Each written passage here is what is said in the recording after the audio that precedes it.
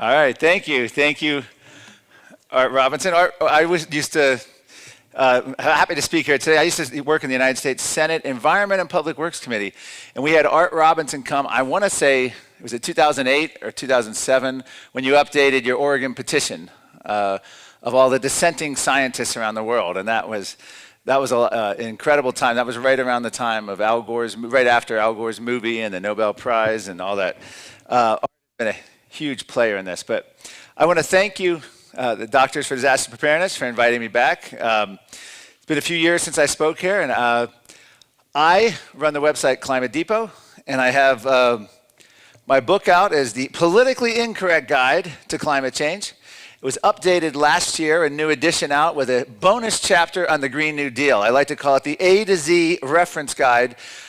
It's a compilation work citing everyone's work, including Willie Soon and Will Happer, who's here. And it goes through every possible issue on the climate debate, both scientific and political, kid indoctrination, green energy, the politics behind it, the UN IPCC, the Hollywood hypocrisy, children's education. So I would urge you to get that. I also have an announcement at the end that we did the 2016 film Climate Hustle, and we'll have an announcement on the sequel, which will be coming out shortly. So let's start. We are now in a very strange time.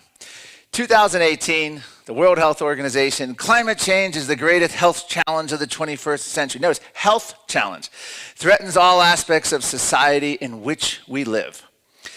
And this is what climate skeptics have been operating on. Climate change is, in the words of Václav Klaus, the former Czech president, he said it was the greatest threat to freedom, individual liberty, what he called ambitious environmentalism, since the fall of the Soviet Empire, since the collapse of the Berlin Wall, since the Eastern Bloc nations collapsed. So we have been focused on climate, the agenda, global governance, the UN, the Green New Deal, carbon taxes, they're going to take it. And in that vein, I'll get to it. Michael Shellenberger is a green guru, Time Magazine's hero of the environment. This is the guy who went and worked with the Sandinistas in Nicaragua against the Contras when President Reagan was president. This is a hardcore left-wing environmentalist. I've been watching his evolution over the last few years, writing columns and interviews, and I've been amazed to watch this. But just this year, a few months ago, actually 2 months ago or 6 weeks ago, he issued this apology on behalf of environmentalists everywhere. I would like to formally apologize for the climate scare of the last 30 years. Climate change is happening. It's just not the end of the world. It's not even our most serious environmental problem. Well, he was met with all sorts of attacks on that, and he lost all his green credentials, and he has a new book out as well. But on that same lane, and what I just said, because of what's happened with COVID-19, I myself would like to issue an apology. In the vein of, in the same spirit as Michael Shellenberger. On behalf of all climate skeptics ever, I would like to formally apologize for warning that climate change was the biggest threat to our liberty over the last 30 years. Climate change solutions are a big threat. It's just not the biggest in the world. Viral fear-inspired lockdowns are now the biggest threat. And this is absolutely, I didn't see this coming. Public health, the unelected bureaucracy, has stepped in and made the United Nations, look like just a farm league. I mean, they're amateurs when it comes to expanding power and control and instilling fear. How do we know this? How can I make such a statement that COVID has replaced climate? Well, let's go to the climate activists themselves. I did a special report a few months ago at Climate Depot. The coronavirus lockdown is the future environmentalists want. Now, what do we mean by that? Well, let's take a look. When this broke in like mid-March and everything started locking down, a couple things happened. There was a climate emergency happening, they were promoting at the time. So I just like to say, if you like living under coronavirus fears and government-mandated lockdowns, you'll love living under a climate emergency. So right when it first happened, I was like, oh, wow, this is very similar. It struck me. But then something happened. The climate activists started lusting after all the attention COVID-19 was getting. And this is the good illustration of this. Climate change couldn't believe that all these politicians, that all the bureaucracies, all the work they'd put in, all the media investment. I mean, Michael Mann has been on every show, New York Times. Everything he'd done, climate, climate, climate, world health, greatest threat we face, greatest health threat we face. Overnight, climate who? What? And by the way, just Harris Poll CEO, which tells you an idea of how ridiculous the poll, the CEO of Harris Polling, national respected polling, lamented that global warming in the last 6 months went from the #1 issue of concern among Americans to number 11 out of 12 on the list of concerns. And he said global warming has just dropped off the map. He's lamenting about it, and they're all worried that is it going to come back. But here's what happened. I started looking at some of the climate activists, and it was amazing to see. These are some of the quotes early on in the lockdown. Neither Greenpeace nor Greta Thunberg or any other individual or organization have achieved so much in favor of the health of the planet in such a short time, praising the COVID lockdowns. It is certainly not very good for the economy, but it is fantastic for the environment. So we're getting an idea here. Now keep in mind, this was, let's just review just briefly. In Spain, children were not allowed to leave their homes for 2 months. They weren't allowed to go out in the sunshine because of fear of a virus. The entire world shut down. Airline travel ground to a halt. Here's an Oxford professor, Peter Frankopan, on the corona. One beneficiary will be the climate. After all, the world's lungs are already breathing more easily thanks to the collapse of industrial production. Who's to say that the pandemic does not provide a turning point in world history? A turning point to achieve the exact same ends that the climate agenda wanted to, except this is more potent, more wide-reaching, more scary. In every way, it just beat the pants. It beat the living out of climate change, and it continues to do so. Of course, groups like Extinction Rebellion jumped on. Corona is the cure. Humans are the disease. And they were actually, so there was a lot of cheering going on. This was, keep in mind, and I'm going to talk about it here in a little bit. The Paul Erics, the overpopulation, a big pandemic virus that they were hoping would be another Spanish flu, would solve a lot of problems, get rid of a lot of people. Teen activist Jamie Margolin, Teen Vogue magazine, which, by the way, Teen Vogue, if you think, oh, these are just magazines dealing with teenagers' fashions. Teen Vogue just came out and condemned capitalism and promoted socialism. They are really gone after our youth. But this is one of the teen activists who's a friend of Greta Thunberg, who's testified on Capitol Hill. If the world can shut down to stop a virus, it also means it's possible to do the same for climate change. Shut down the world for climate change.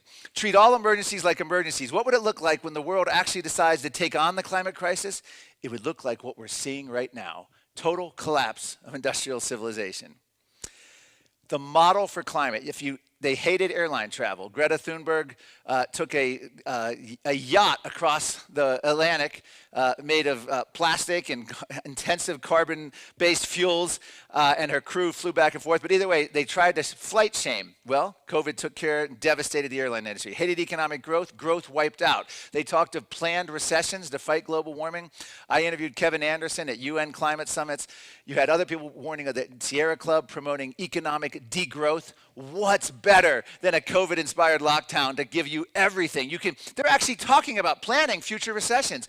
Lockdown number 2 has already been endorsed by Obama administration officials, including Robert Reich, Fauci. Joe Biden is talking about this. The next lockdown in the United States is going to look very similar to what's happening in Australia and or New Zealand, where they're going to be talking about a ban on interstate travel, all to stop case numbers of the virus from growing. They wanted meat eating stopped. Here's an interesting story here. They were so worried about the meat packing plants that meat started getting more scarce. That combined, the demand for meat dropped, and that combined with no one going to restaurants meant that the whole meat industry was in for a real problem. I just saw a stat last week that 96% of the Tyson meat packing employees who tested positive for COVID, this is the 96% who tested positive, had no symptoms. There was a whole campaign before this to destroy meat eating. The UN chief wanted to ban meat eaters like smokers in restaurants. The UN came out with a big report. Al Gore wants to be the world's first fake meat billionaire. What a better way to destroy the meat industry and agriculture than through a lockdown. And that's what we're seeing now. They've literally tried to shut down the meat packing plants and create a meat shortage and destroy the industry. They called for an end to excess consumption, the climate activists. Well, that's done with COVID-19 lockdowns.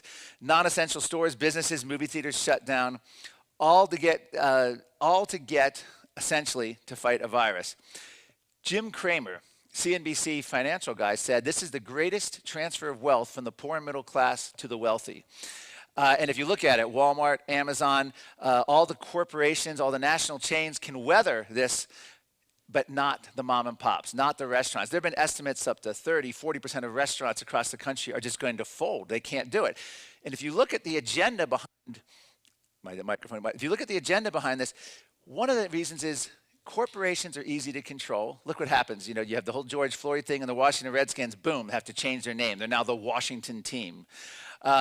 They're easy to control, and mom and pop small independents aren't. So the more you can make a world that's just under the thumb, essentially, of government, and this is the intellectual left fantasy for the last 100 years. It's what the 20th century, all the wars essentially were fought over. We won those wars, especially in World War II, and we've won we thought in 1980s when Reagan was elected, and we even thought when Trump was elected, that we were on the winning side of essentially free markets and everything, but they just keep rearing their ugly heads here. And I'll get a little bit more into that. Steve Malloy at Junk Science talks about the public health bureaucracy. And he said, just like you don't know anyone in the National Association of Teachers or public school teachers who are conservative, libertarian, conservatives just stopped going into that. There was no reason. You were never going to get ahead. You were never going to get any advancement. But what happened is these left-wing public health bureaucrats have now essentially taken over that entire industry. And now even good conservative Republican governors, senators, they're under the thumb of these because of the fears of ever contradicting them. And that's what President Trump's problem was initially with Anthony Fauci. This is Greta Thunberg, the societal shift, bailouts. We can change our habits and treat a crisis like a crisis. COVID has taught us that. They're looking at the lockdowns. They're looking at the mass just shut down of society, and they're saying, this is what we've needed for climate. This is what we wanted. Ed Conway, economics editor, Sky News, columnist, UK. If you were a young hardline environmentalist looking for the ultimate weapon against climate change, you could hardly design anything better than coronavirus. Unlike most other diseases, it kills mostly the old, who, let's face it, are more likely to be climate skeptics. They're purifying the races, the population, in order to get their agenda passed. This is a guy, this is public figure in the UK making a comment like that. UK editorial staff, UK Guardian editorial staff, the brakes placed on economic activities worldwide have led to CO2 emission cuts that would previously have been unthinkable. What was once impossible, and this is their parentheses, socialist reckless, now turns out not to be at all. So I think this is a key quote here, because this is the UK Guardian editorial board. This is the paper of record for the Michael Manns and for the entire climate activists, particularly throughout Europe and even in the United States. It's as hardcore as you get. And they are just in awe of what's happened here. Now, they're in awe, they're jealous, but here's what I think is going to happen, and I'm predicting this here today. The climate movement is never going to be the same again. We're already hearing Al Gore, activists like Jane Fonda, who's now getting arrested every week. They're all coming out now basically saying that climate change is going to make future viruses worse. And the WHO's already on record as saying climate change is the greatest health threat. So what's going to happen, I believe, is that climate is going to get demoted permanently, and it's going to become a subset part of public health. So no one's going to give a speech. The next UN report. In fact, Richard Toll, the UN lead author, has been looking at the prevalence of COVID papers. In the last 3 months, the funding, the infrastructure, the journals just cranking out COVID papers. One example, by the way, is masks, and I know there's going to be a speech on this later today. Lee Merritt's going to be talking about mask science. From the 1970s forward, study after study after study, all the way up until this year, in the New England Journal of Medicine in April, showed that wearing masks provided little, if any, protection, and especially mask wearing by the public showed no benefit and actually a harm because it makes your mouth a target for putting your hands in your face. All that science was overturned in the last few months for two reasons. A, the CDC director and also Fauci and the World Health just changed their mind and said it. So the media said, well, public health, science has changed. And then a series of modeling studies came out. They've cranked out at least 4 or 5 just in the last 6 to 8 weeks saying, if people had worn masks, we could have saved this many lives. So they've already got the whole thing on that. So they've already overturned that consensus overnight on masks. I call it science in support of policy. And that's ultimately, remember that phrase, science in support of policy. Willie Soon's great graph showing the work of the National Climate Assessment is exactly like that. They picked years, the cherry picking of the years, the data points, all because they have to policy, they have to justify. In that case, climate solutions. In this case, they have to keep the public fair because the public health bureaucracy has wanted this kind of control for decades. You can't let free people do their thing because it's going to be sloppy, messy. We can't allow that. People have to be. I can't even explain to you how extreme this is compared to anything else that's ever been mentioned in climate. There was never proposals in climate where you would have people going around, is your mask up, put your mask up, how far are you? We have people on today measuring with measuring tapes out at the beach, yelling at people. I was in line for ice cream with my son and someone turned around and said, could you please socially distance? I mean, this is an obedience and an authoritarian, a level of control. We were worried about them controlling our home thermostat or, destroying our dishwashing appliances or affecting our meat or gas prices. What we're talking about, this is the level of control we didn't even fathom in the climate debate. I mean, we being skeptics, which is part of my apology here. We didn't see it coming to this level. This is science. The Washington Post reporter claiming climate change, this is what I was talking about. This is how they're now moving. Climate change affects everything, even the coronavirus. No aspect in this life has been untouched by climate change, viruses included.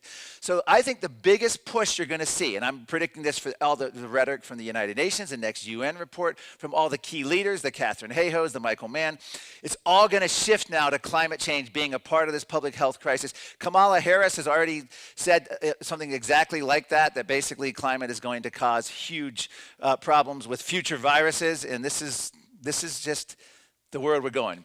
The global reset is what's happening. Now, President Trump went to Davos in January and gave a phenomenal speech comparing the climate alarmists to the fortune tellers of yesteryear. And he gave just a wild speech there. It was incredible. But that whole Davos crowd, the global elite who meet, they're already calling it the global reset. This is the UN Secretary General. It's an opportunity to rebuild the global economy along more sustainable lines. That's the next thing we're going to see immediately is they're going to rebuild this global economy, and they're going to rebuild it in their fashion because they have public health behind them. They never had the white lab coat dictatorship, which I'll get into it a little bit more, that's now dictating public policy. I was just talking to someone from Arizona, and they're saying the Republican governor there is clueless. They're basically beholden to the medical science bureaucracy telling them, you must do this, we must have lockdowns. And the governors are just completely caught blindsided, including President Trump. He's coming around, but way too slowly for me. Net zero is going to be part of this global reset, like lockdown, but permanent. And that's the other thing. The hope originally was the lockdowns would be, 2 to 3 weeks, flatten the curve. These are going to end. My favorite is people say, and it's not true, this will end November 3rd when the election, once this election's over, all this nonsense is going to stop. Wrong. Look around the world. This is bigger than Trump. It's bigger than Biden. It's bigger than any U.S. election. Look at what the insanity of going on in New Zealand. Have we ever had a country in the history of the world that's shut itself down completely because they don't want a virus to enter the country, and they have zero cases all the time? And the media and the medical health bureaucracy praising this country because they didn't have a single case, and then they have no cases. Now they're shutting down again. They're destroying lives, not to mention all the stuff on lockdowns causing, delayed cancer treatments, higher suicide rates, all kinds of screening procedures done, and the psychological. I mean, it's just we've turned everything upside down. They all say we're all in this together. Well, take a look here. This is who's in it. This is the SS fully employed. This is in Australia from the Saltbush Club in Australia. We're all in this together. The politicians are all in this together. Millions of Americans, what's that? Okay. Millions of Americans have been destroyed by this lockdown, but Fauci or any government bureaucrats, governors, senators, politicians, the public health bureaucracy, none of them have had the media cheerleading this on. None of them have lost their salary. None of them have had to make the sacrifice, but they're telling everyone we're all in this together. As Amazon has record profits, as all the mom and pop shops get closed, we are not all in this together. Interesting point, and I think this is very important. If you remember, President Trump and other Republicans have tried to shut the government down during budget negotiations. Front page, New York Times, front page, Washington Post, leading off the newscast. The government shutdown, America is suffering, the government has no funds, essential services are being, the government's never actually shut down, it's just certain parts of it. They usually shut down the park service and all the stuff that people would see as the most visible so that they get upset. But complete government shutdowns freak the media out, but a complete shutdown of society, hey, we got to keep doing this. We got to now go into the 2.0. The New York Times, this is talking about the government shutdown. As the government shutdowns, Americans feel the bite. How many stories have we seen about Americans feeling the bite of endless lockdowns, mask mandates? It's not happening. This is the most frightening future we could have. Last year, I would have put up a picture of Al Gore, Greta Thunberg, maybe Michael Mann, and I would have said, this is our most frightening future. But this is the new most frightening future. A tiny coterie of obscure, soft-spoken epidemiologists, medical health bureaucracy. I think even calling them epidemiologists is way too generous. These are health bureaucrats. They're playing with numbers. The aim is to cause panic. Why would you get a public instilled with fear first when you have a pandemic? There's actually whole public health protocols about not instilling fear, keeping everyone calm, doing this rationally. That all went out the window with this whole thing. We were plunged into the grandest experiment in authoritarian paternalism whereby we plebeians, those without government jobs, are deemed incompetent to judge it's safe to take a dip in the ocean or walk in the woods or let your kid play at someone's house or walk. I mean, this is according to American Thinker magazine, but this is our future, and this has replaced climate as the greatest threat. There is no doubt, because this is an unelected bureaucracy, and beyond that, all that polling data, which I've talked about over the years, that just showed the public may say, oh, I believe in global warming, but I don't want to spend any money, I don't really care to do anything about it. They can hoodwink a huge portion of the public into just being terrible. There's NBC News, I believe it was, reporters who their families haven't left the house in months. Like the media themselves are so believing of this, they don't let their kids out. Teenagers are complaining that parents won't let them even leave the house. Even the last few weeks, even after all this, there's such a fear that goes in people, and it cuts across ideology, party line. People who are afraid of viruses for all kinds of reasons. You have some pre-existing condition, your age, or you have someone at home. And this is why this is so much more effective to control human industrial civilization and freedom than anything climate could ever hope to achieve. French President Macron said early on, we must limit the number of people who we're in contact with every single day. Why? Macron said, scientists say so. And that's the key line, scientists say so. In my sequel to Climate Hustle, we have a whole section featuring President Eisenhower's 1961 farewell address about the public policy itself could become a captive of scientific technological elite. President Eisenhower warned that a government contract is a substitute for intellectual curiosity. And that is, we have arrived at what President Eisenhower warned about. And when you see the film, you'll get to see more in-depth analysis of that, but this is where we are. This is exactly, he predicted it and called it. Science in support of policy. The problem with it is that it's effectively just another branch of government. Think about that. The problem with science today, it's another branch of government. Remember that quote, because that's the key thing. That was economist Sanjeev Sablok, if I'm saying that right, Sablok. Here's what's happened with COVID-19. We like to talk, as the medical community, you guys know about mutating viruses. Well, here's what has happened. This is the mutation of the coronavirus since March. There's no other way to say it. This is what's happening. You can't imagine. This is pure totalitarianism. What's happening in this hotel when you walk around with the mask, you go out to the pool and you're out in the hot sun, 112 degrees sun. They have a guy walking around in a suit and tie telling people to put their masks on unless you're in the water. And this is happening every day at this hotel.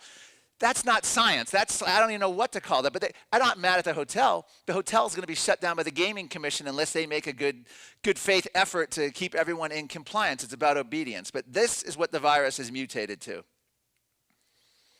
So climate fears are no longer needed.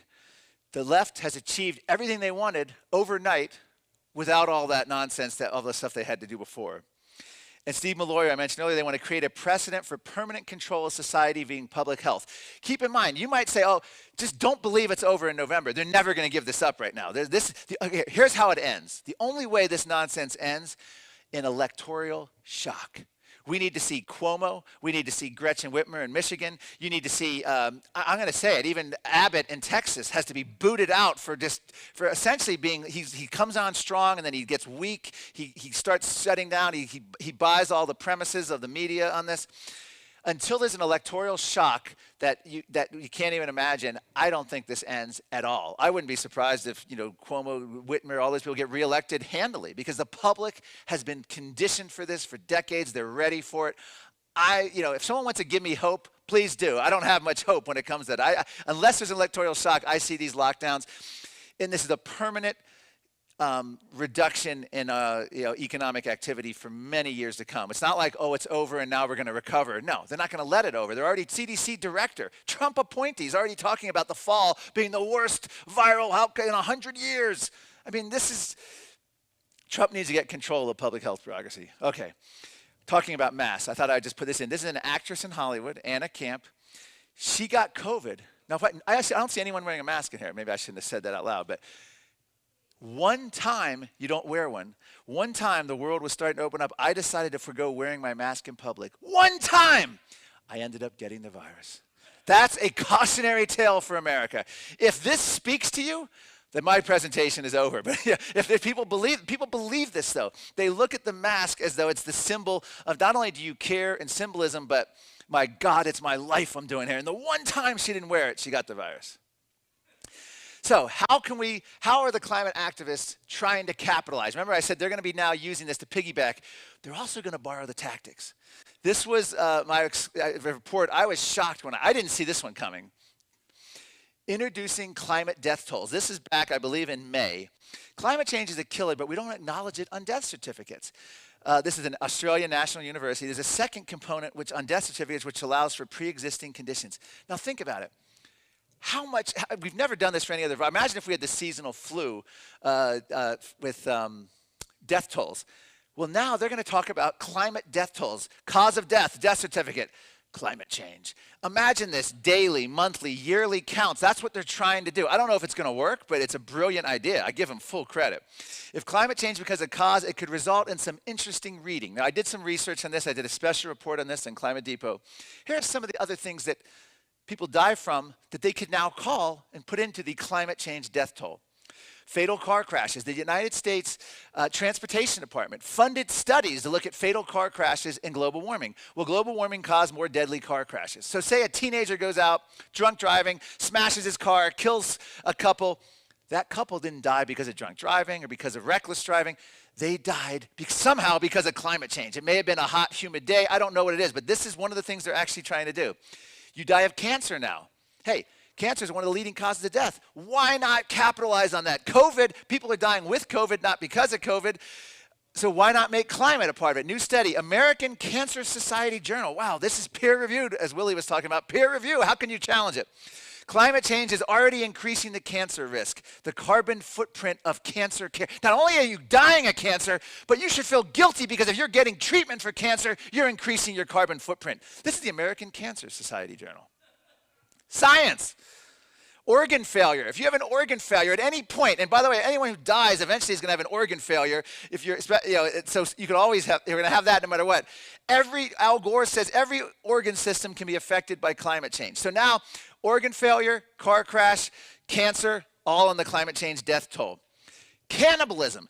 Say there's a tribe somewhere that's still practicing cannibalism. Well, guess what? That can now be blamed on climate change. Climate change is going to force humans to eat the bodies of dead. This is Paul Ehrlich, and who's going to argue with him? Willie had mentioned, he gets, as Michael Mann, whoever, the more outrageous and wrong you are, the more you will be feted and awarded in this community. We must follow the sounding. So now will all drownings be classified as a death due to rising sea level? It's a good question. Why not? I mean, we laugh at this stuff. We laugh at the mask mandates originally. Now Fauci wants eye protection. He's already talking about it. People are rolling their eyes, making jokes.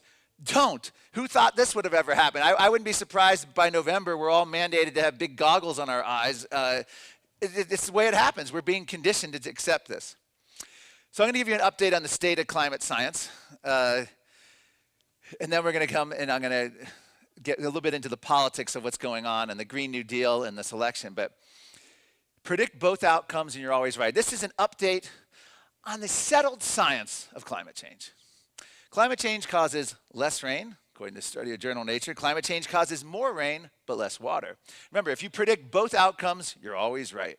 Climate change means less snow. Snowfalls are a thing of the past. Climate change means more snow. Global warming means more snowstorm. Who says? Who says? Scientists. Look at the headline. Climate change causes Antarctica to lose land ice. Climate change causes Antarctica to gain land ice.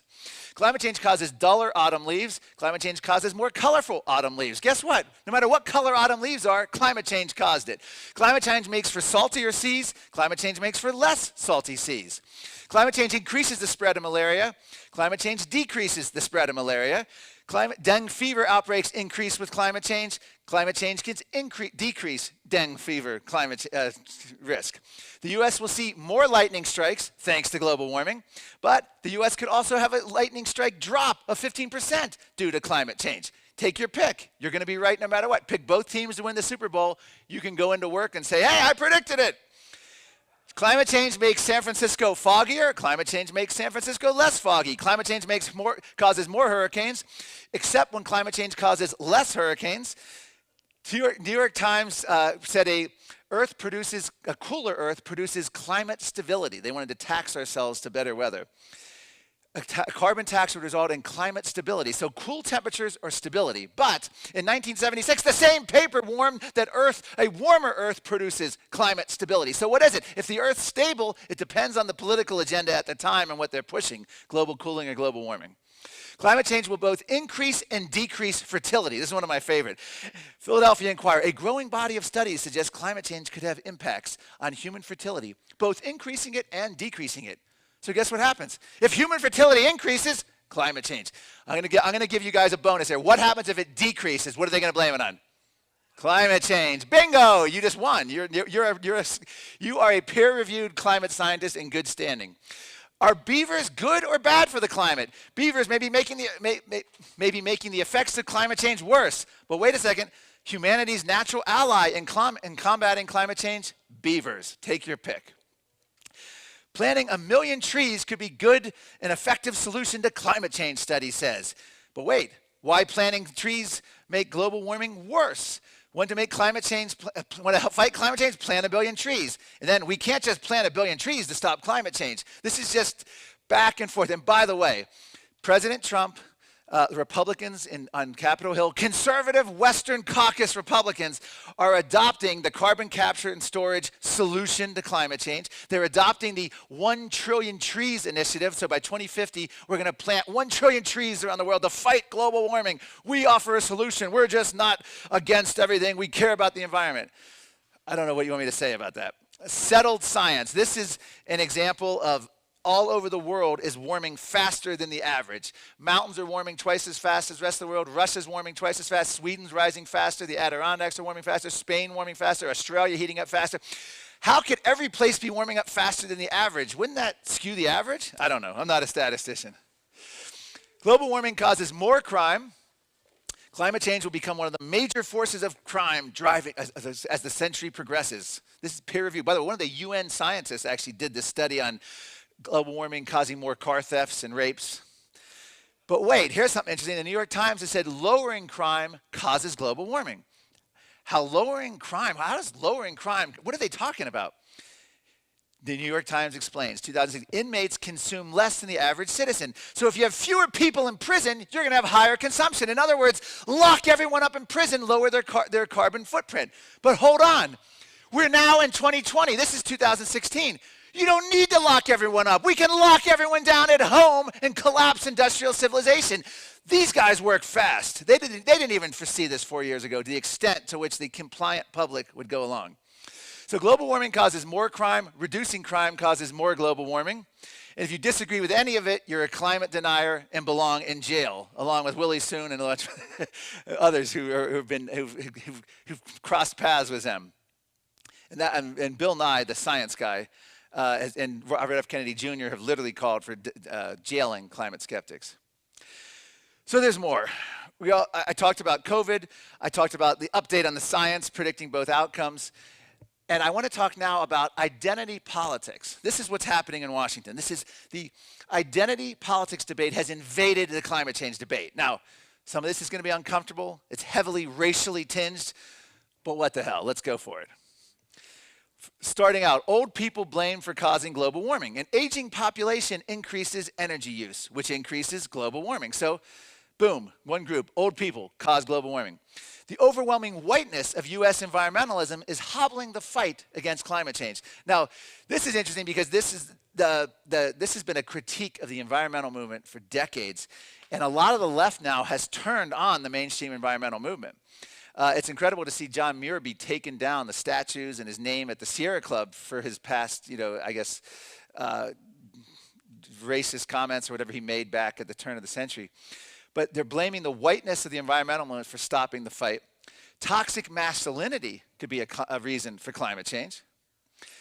White America has failed. White America has fallen short by voting for climate deniers. So if you're white and you voted for a politician who didn't toe the UN, Michael Mann, Greta Thunberg line, you are basically being blamed for falling short by voting for these.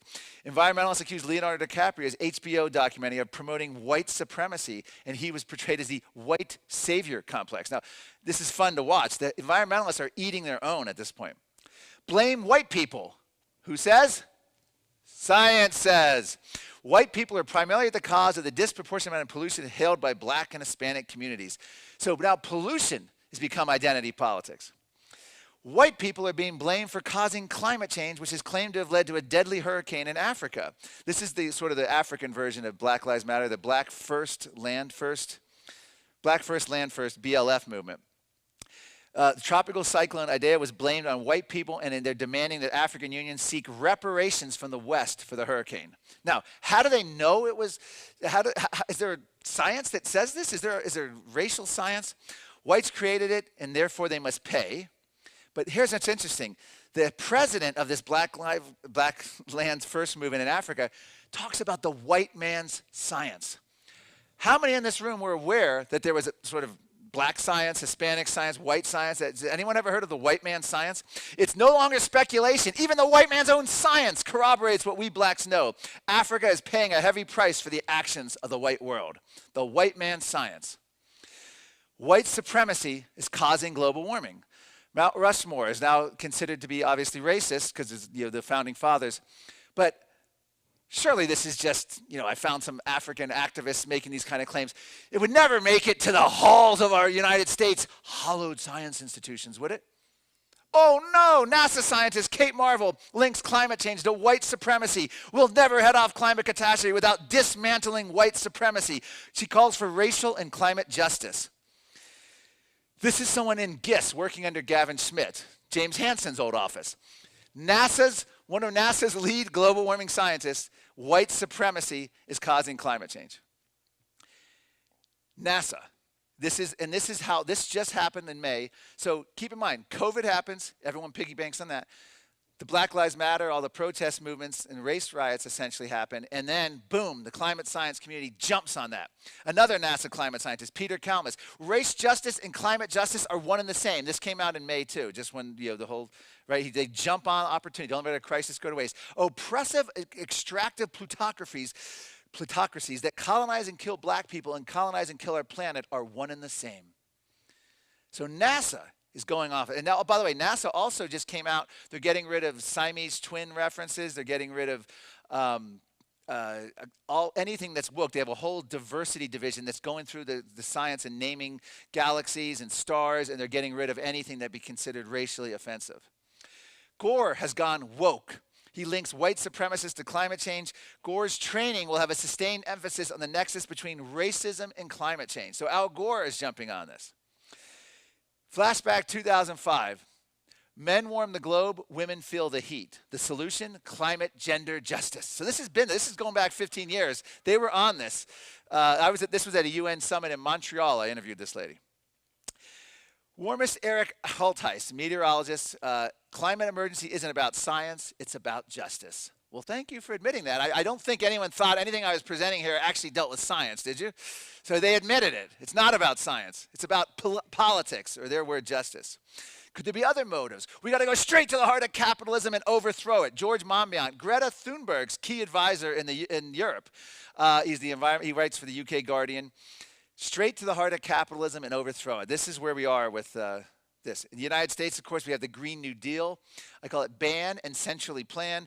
They propose bans on everything from plastic straws, fracking, coal plants, light bulbs, oil drilling, meat, etc.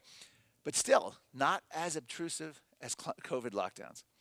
Climate change may require the elimination of car ownership. Hey, you would not even be able to drive your car to another state when lockdown 2.0, if that happens. Our current car is inefficient, bad for the environment. He's proposing a constant roving fleet of electric cars that you could just order up. Hey, you don't need your own car. And also, Elizabeth Warren came out and wants to get rid of the single-family homes can't be built unless they meet certain emission standards and environmental sustainability standards. They're going after the suburbs. I mean, it's just expanding. But now, interesting, one little bright spot is COVID has sort of gone against part of the Agenda 21 because now the mass transit, the crowding in urban areas, if you're actually afraid of a virus, that's not the thing you're going to want to do. So there's been some conflict. This is forcing people out of it to the point where Governor Andrew Cuomo is urging people and the mayor in New York urging people to come back to the city, which probably isn't going to happen as there's been total destruction and quarantines and crime rates skyrocketing and lockdowns.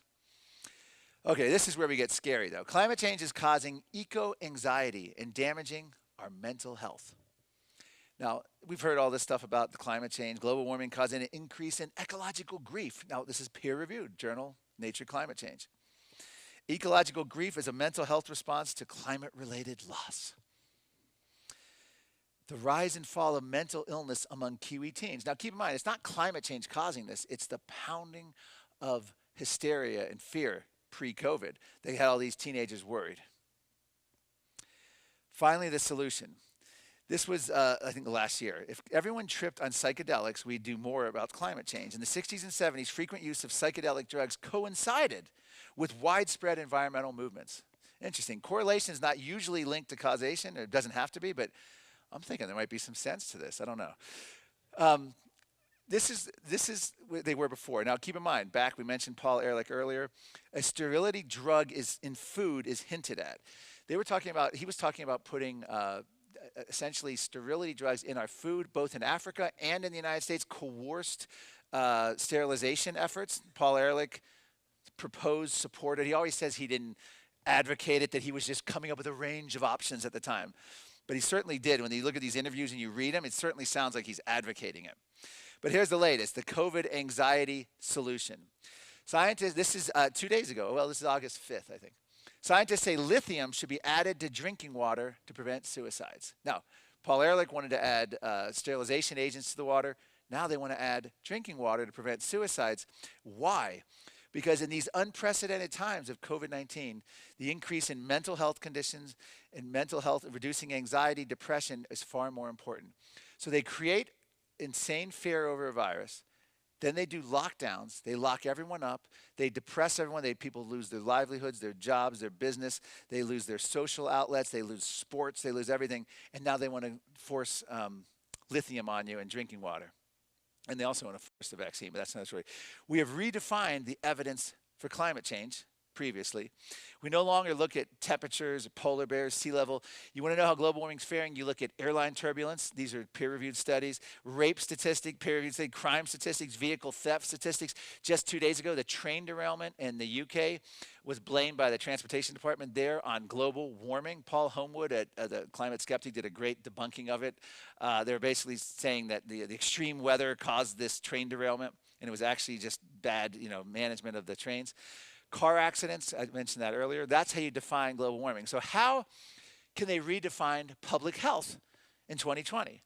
Now, if you thought you knew, get good sleep, eat healthy, maybe cut down on carbs, get the right amount of protein, minimize your stress, drink water, go out in the sun, get sunlight. No, 2020 has redefined public health. Here we go. How do you stay healthy and a strong immune system? This is what public health bureaucracy is telling us. We must wear a mask, socially distance, use hand sanitizer, and stay inside. That is the new consensus. Do not try to challenge it. Do not try to oppose it. And if you walk out of here without a mask, sit by the pool in 112-degree heat, it's a dry heat, remember, they will come by, and they will come by. They're constantly rotating, full suit, tie, out in the heat, with the masks, telling people they had to mask up sitting out in the sun. So finally, Coming up on September 15th, this was the Climate Hustle 2 is going to be coming out.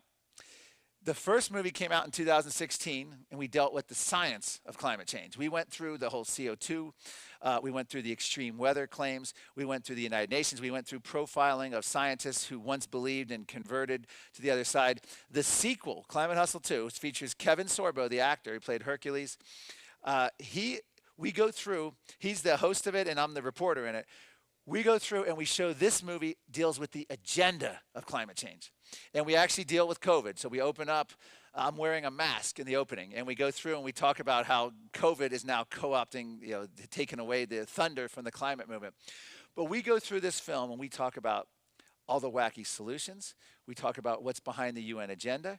We talk about the Hollywood hypocrisy. We go heavily into the children's indoctrination. You'll be able to see kids, interviews with them, what they're being taught in school, the lawsuits, James Hansen supporting lawsuits of elementary school kids against the government for failing to act.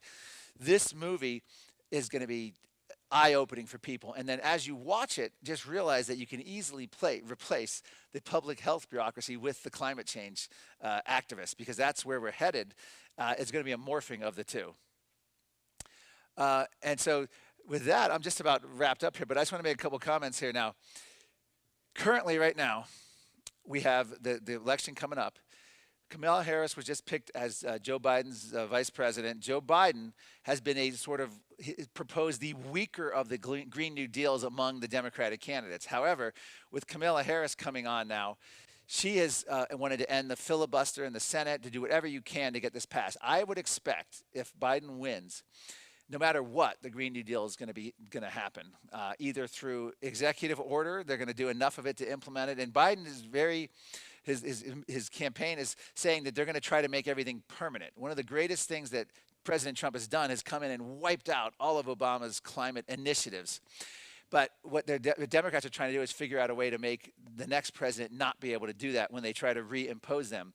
So what we're facing right now is much the way Obama got the health care bill passed in 2009. They just kept voting and bribing politicians until it passed. This is going to be still their huge agenda, because so much is invested in this. And the Green New Deal advocates are going to just switch right over to talking now about the Green New Deal is necessary to prevent, everything we do to solve climate, we're going to need to do to solve the virus. It's all symbiotic. This is the greatest threat, what's happening right now, in terms of both climate and COVID. And my biggest disappointment, and I'm just going to say it, President Trump, I was with President Trump all the way until March. And then when he allowed Fauci and allowed the public health bureaucracy to take over, even 3 weeks ago now, he did an interview with Axios. I listened 4.5 minutes in. I threw the video, I was watching it on my phone. I threw it down. President Trump is still using Neil Ferguson discredited 2.2 models of death, saying that we ruined the greatest economy in 60 years, but we saved millions of people, Trump bragging. He's got to get, I think the Republican Party at this point needs to stand up the same way on climate. It's been the greatest disappointment that the Trump administration was never able to get this climate commission done. Because without challenging the narrative here, you have every Republican governor, every supervisor, every mayor, they're just beholden to this public health bureaucracy. President Trump has the bully bullpit. He had it. He could have had it on climate. He chose not to use it. He has it still on COVID. He should bring in epidemiologists. He should bring in experts who are opposed to lockdowns, who are opposed to mask mandates. He should bring in Europeans who come in and talk about how schools should open and the risk.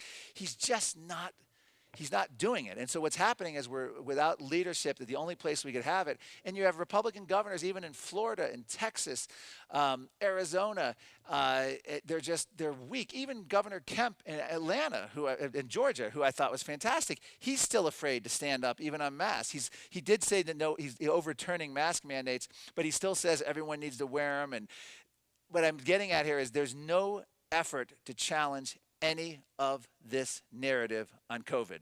And without that, we are just sliding right down the scale. And again, unless there's an electoral shock, I see this as the new normal, so to speak. I just don't see how anyone's going to stand up to the public health bureaucracy. If President Trump can't do it, and can't do it now with much more vigor, you can't just, do an interview where he says, talks about oh, I don't favor a national mask mandate, and then talk about something else. I mean, this is a whole agenda to punish Americans, to keep us down, to keep us in fear. They're doing it, and there's really no Republican, no organized opposition of anyone in power. None. It's just frightening to watch. That's why I'm very discouraged.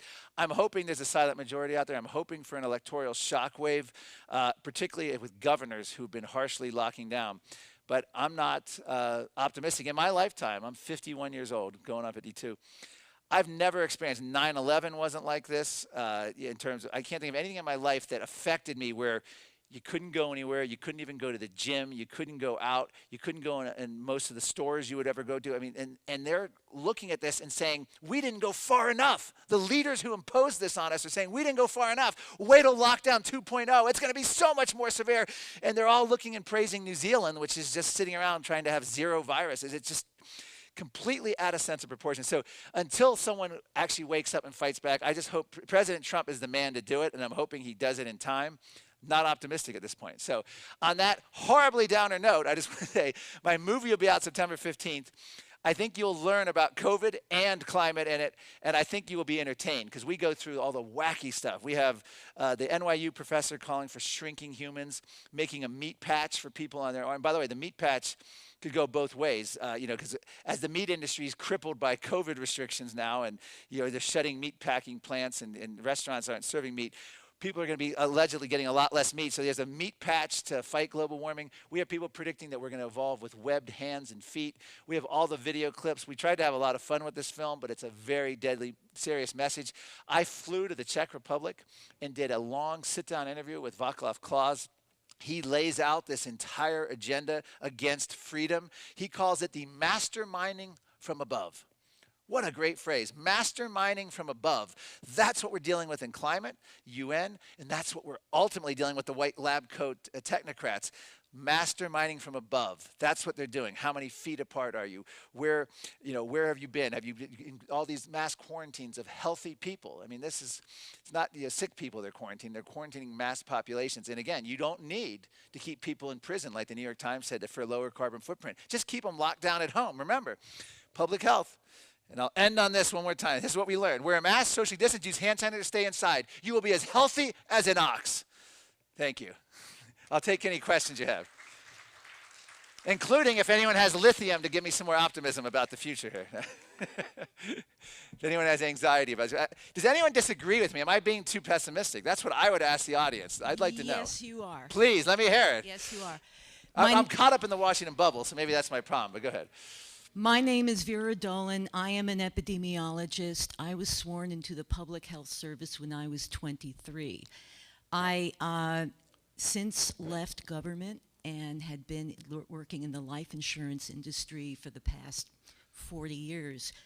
Get this book, the American Public Health Association Control of Communicable Disease Manual. 20th edition, 2015.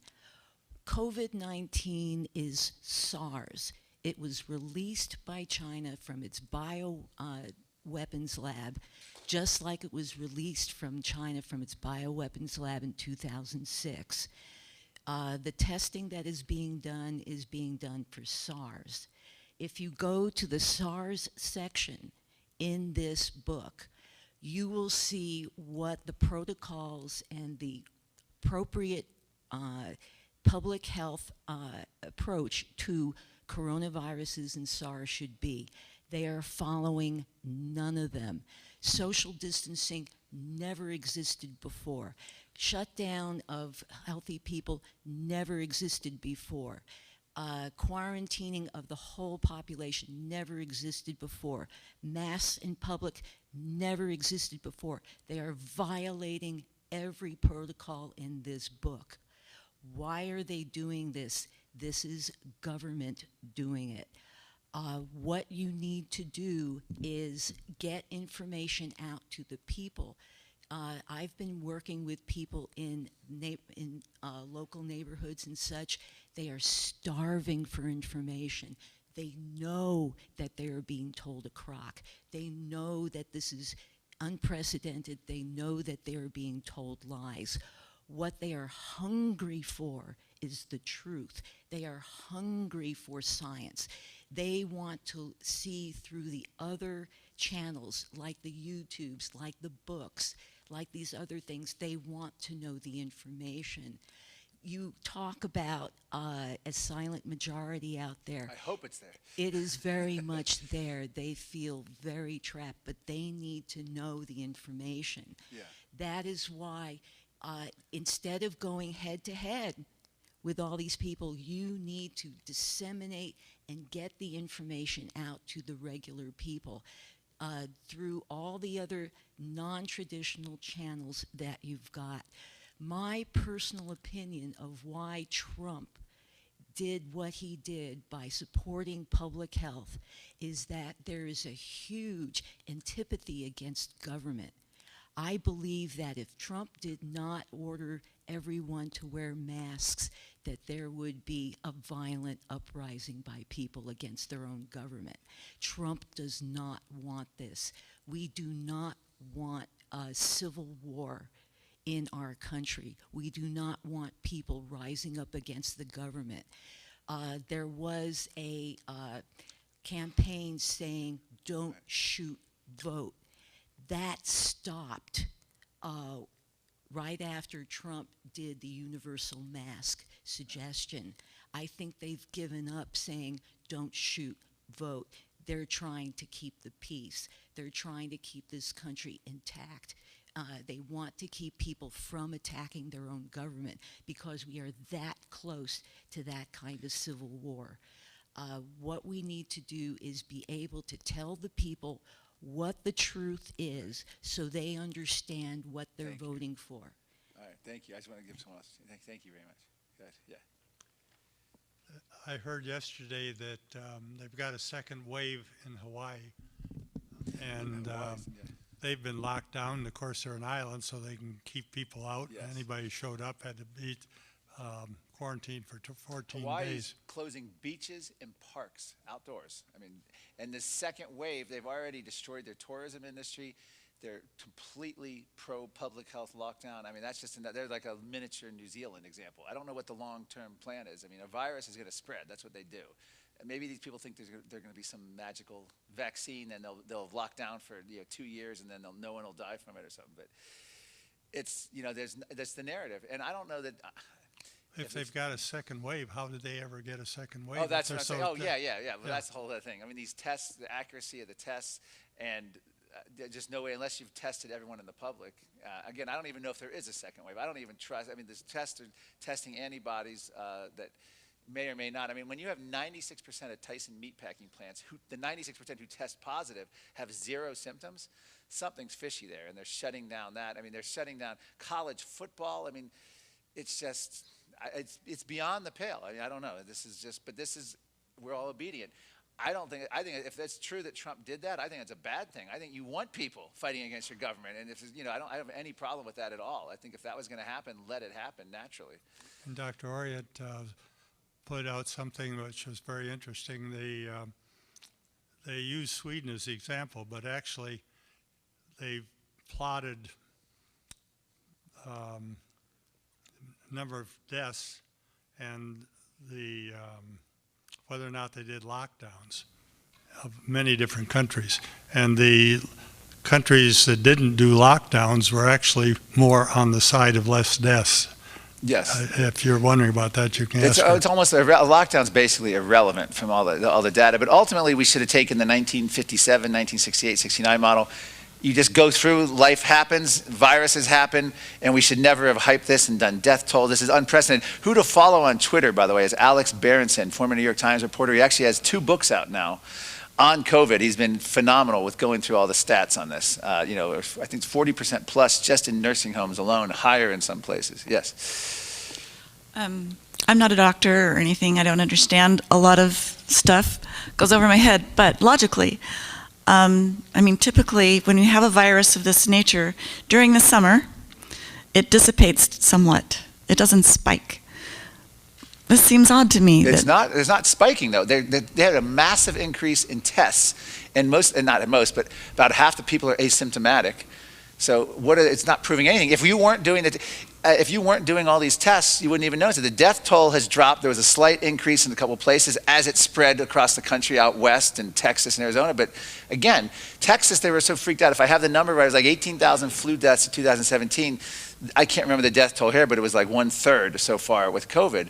And that's, again, with juice numbers, of people with and without. And that's also given, I don't believe it. I don't even believe the BLM, the riots caused any of this. I just think that we're so focused on tests, we went from flattening the curve to now we must have 0 cases. So I don't consider this a second wave. This is a political pushing tests out in order to keep a narrative alive to justify science and support a policy. That's really what this is. You can't. the cases don't worry me at all. Okay, that's good. And I'm not an epidemiologist, but I play one on either. TV. So. Okay, thank you. But anyone else? Anyone want to speak to optimism? I mean, I left on a pessimist note. Does anyone? Jay, yes. Give us some. Let's end on hope. Come on. I'm next. I'll speak on Okay, speak on hope. Great. Because I'm looking at this, there's no leadership in anyone in elected office right now. I mean, in anyone in high elected office anyway, in terms of the federal level. Even Rand Paul, extremely disappointed. He went after Fauci on peripheral issues, but he didn't challenge the whole narrative. I mean, this is Rand Paul, the son of Ron Paul, in a hearing in Senate, and they let Fauci off. No one's challenged Fauci in any real meaningful, significant way on this whole thing. So I'm saying there's no one. I'm not saying, oh, there's only a few. I'm saying there's no one. There's a big difference between a few and no one. So we have a long way to go on this. I just hope for an electoral shock. But thank you very much. I appreciate it. Thank you.